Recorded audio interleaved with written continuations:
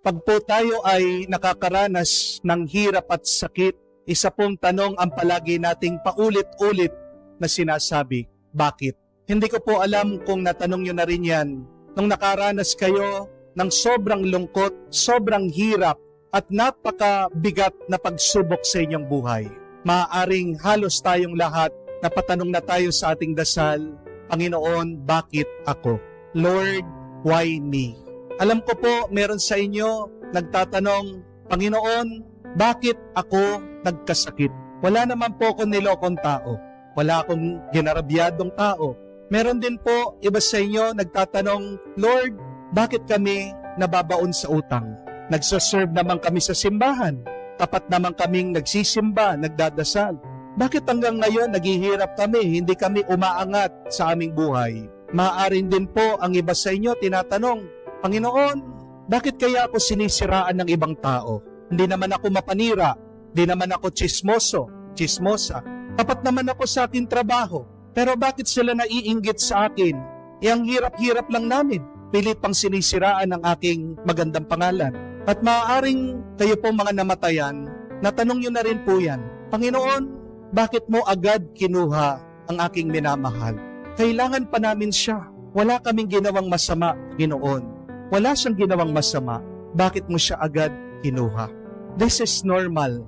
Whenever we face great pains and challenges in our life, to ask that question, why? Bakit? Naghahanap pa tayo ng kahulugan para maging magaan ang ating mahirap na pinagdadaanan. Pero hindi ko po alam kung alam nyo kung anong ibig sabihin ng tanong na why. W-H-Y. Yung pong why, acronym po yan. Ibig po sabihin, W, who, H, hurt, Y, you. Pag tinatanong niyo po bakit or why, yan ang hinahanap mo. Who hurt you? Or what hurt you?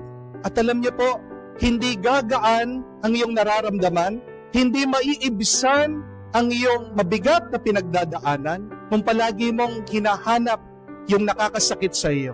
Instead of asking, what hurt you or who hurt you, ask this, who heals you? Yan po yung magandang kahulugan ng why. W, who or what? H means heal or help, and Y means you. Hanapin mo, sino ang tutulong sa iyo? Sinong magpapagaling sa iyo? Sinong magpapalakas sa iyo? At walang iba na gagabay, tutulong, makikiisa sa ating paghihirap kung hindi ang ating Panginoon, ang Jesus Nazareno. Pinapakita po niya sa atin kung ano dapat ang ating buhay. Hindi dapat tayo matakot sa ating mga paghihirap, sa ating mga krus. Siya nga nagsasabi, hindi tayo karapat-dapat na makatanggap sa Kanya kung hindi natin gagayahin ang Kanyang ginawa. Sino man ang gustong makasama niya, kailangan niyang kunin, buhatin, yakapin ang kanyang krus, ang kanyang problema, ang kanyang paghihirap. Hindi dapat tayo natatakot sa ating mga krus. Kahit na gaano pa ito kalaki, kabigat. Bakit? Dahil hindi tayo nag-iisa. Di ba? Yan naman ang pinangako niya sa atin. That He will be with us until at the end of time. Sino yung mga takot na harapin ang kanilang problema? Sino yung mga umiiwas sa kanilang mga krus? Yung mga nagsasarili, yung mga nakalimot sa Panginoon. My dear friends, we have two options whenever we face our crosses. You can either avoid it or accept it. You can run away from it or you can face it. You can carry it or throw it away. Pero hindi ibig sabihin iniwasan mo na yan ay mawawala. Buhatin mo, at kung hindi mo na kaya, magpatulong ka kay Jesus. Pag ikaw ay nanghihina na, alalahanin mo, tandaan mo, at lumapit ka muli sa larawan ng poong Jesus Nazareno. Kahit na sobrang bigat, sobrang hirap, hindi siya nagpadaig, hindi siya nagpatalo, hindi siya umalis, umurong, o tumakas sa kanyang krus. Ang lakas ng Panginoon ibibigay sa atin kung hihingin natin ito. At tandaan natin na walang problema ang hindi kaya ng Panginoon. Amen? If you are burdened, go to Jesus. Because it is Jesus who said, come to me, all you who are burdened who labor, who are tired, and I will give you rest. Learn from me. My yoke is easy. Madali at magaan lang ang kanyang binubuhat. Anong iyong binubuhat? Utang, lungkot, sakit, galit, inggit, pangungulila. Ano man ang iyong pinagdadaanan, buhatin mo lang, diretsyo lang, dahil pagkatapos ng paghihirap, meron namang ginhawa. Pagkatapos ng kalbaryo, meron muling pagkabuhay. At yan ang pangako ng Diyos sa atin. Saan ka nakatingin? Saan ang iyong tuon? What is your focus in life? Pwede mong tignan ang mga nagpapahirap sa iyo, pero pwede mo din tignan ang mga bagay na tumutulong sa iyo. Because my dear friends, remember that without a breaking, you cannot have a breakthrough. Hindi ka magtatagumpay kung hindi ka muna mabibigo. Diba? Alam po yan ng mga nasugat. Kung nasunog ang balat, kailangan magsugat ng ilang parte ng balat sa iyong katawan para tapalan ang nasugat. Kung ikaw ay may cancer, kailangan ka mag-chemotherapy. At napakasakit. Nararamdaman mo na susunog ang iyong katawan. Pero kung hindi ka dadaan dito, hindi ka gagaling. Alam po ng napakarami sa atin pag napilay, kailangan pilayin mo muli para maituwid mo ang buto. When you are being broken in life, remember, God is not punishing you. God is just creating something more beautiful. Amen? Ang pagkasira ay hindi tunay na paninira. Pag meron nasisira, meron lang ginagawang mas maganda at mas mabuti.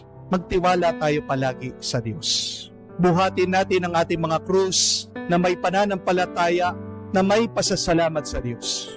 Wag na wag kang magbubuhat ng iyong problema na may pagdududa, pagrereklamo. Dahil lalo lang bibigat ang iyong problema.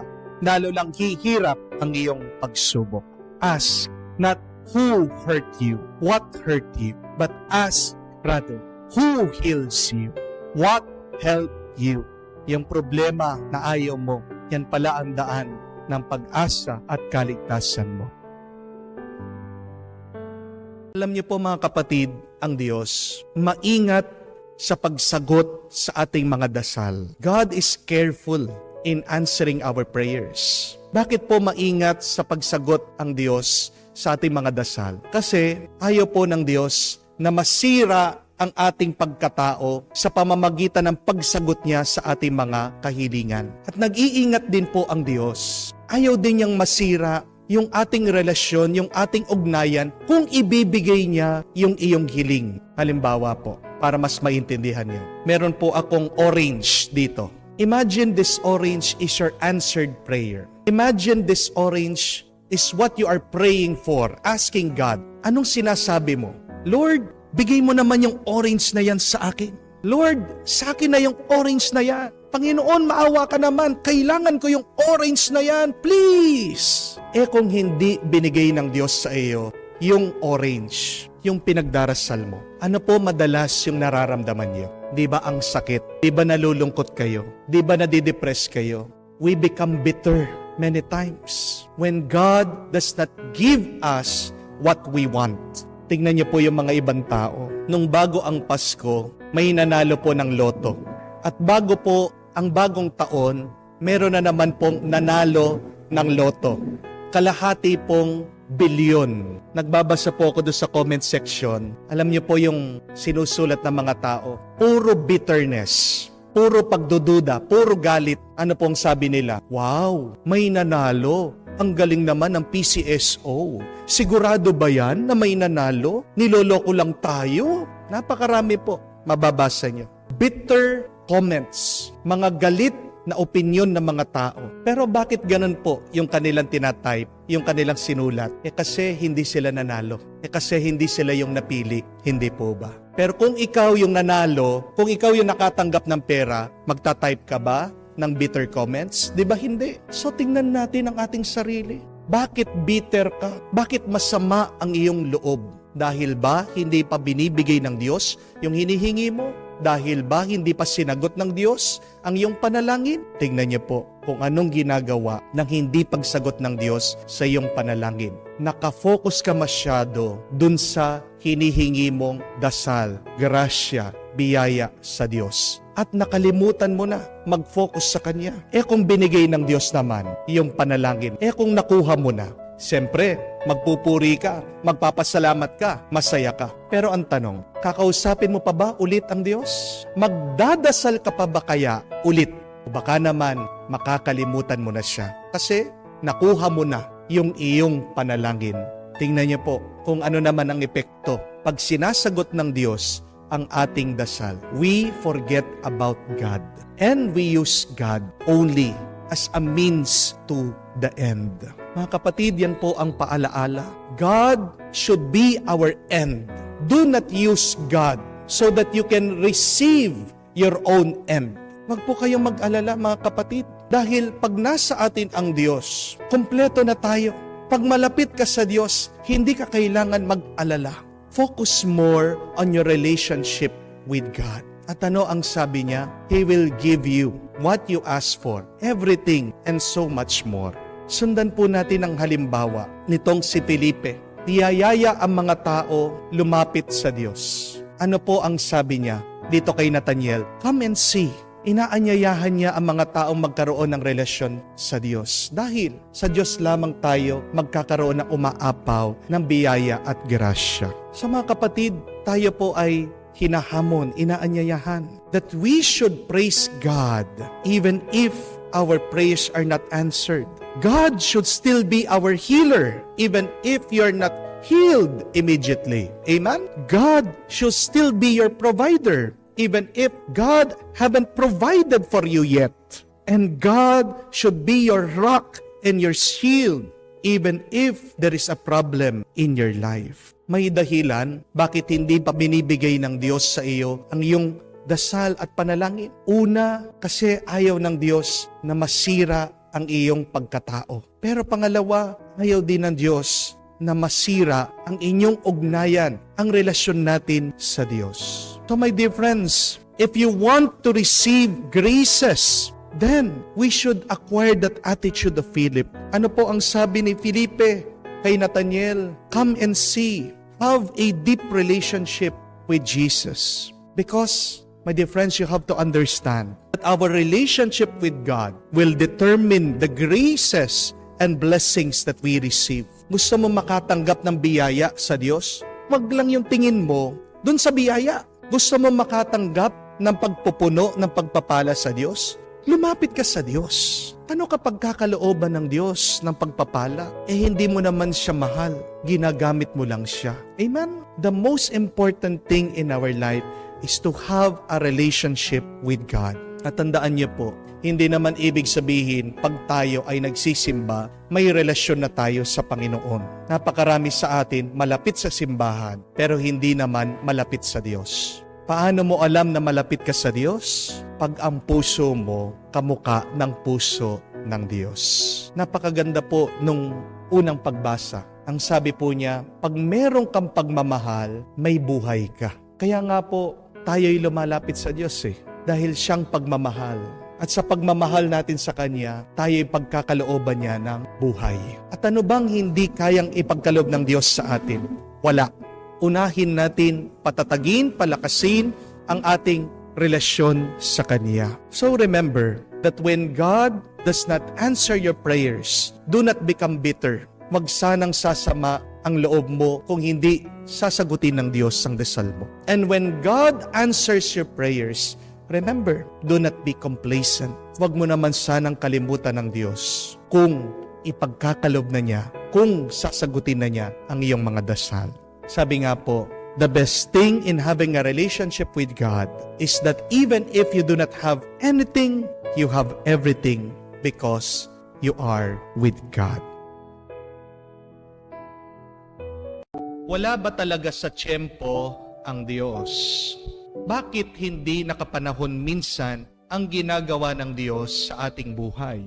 Minsan meron din nagtatanong, bakit kung kailan matanda na sila, doon nagkakaroon ng problema sa kanilang mga anak o sa kanilang pamilya? Bakit kung kailan patanda ng magulang ko, Father, doon pa ako mawawalan ng trabaho, wala akong pagsustento sa kanila? Minsan may nagtatanong din, ba't kung kailan nag-aaral ako, doon pa nagkasakit ang magulang ko? Paano pa ako makakatapos ngayon?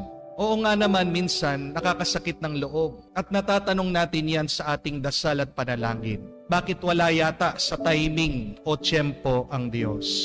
But is it true that God's timing is off or imperfect? Kamuka sa ating din nababasa sa Ebanghelyo. Minsan naghahanap si Jesus ng bunga sa puno, hindi pa naman nakapanahon na magkaroon ng bunga ito. Kung minsan ang ating Panginoon, hindi po ba? Kung kailan may bagyo, may unos, dun siya natutulog. At narinig din natin sa ating Ebanghelyo ngayon, na kung kailan ang araw at panahon ng pagpapahinga, doon siya kumikilos, doon siya nagtatrabaho, doon siya nagpapagaling ng may sakit. It may seem a bad news to us that God works out of season. But remember that when God works, it is always a blessing. Ang importante ay may ginagawa ang Diyos.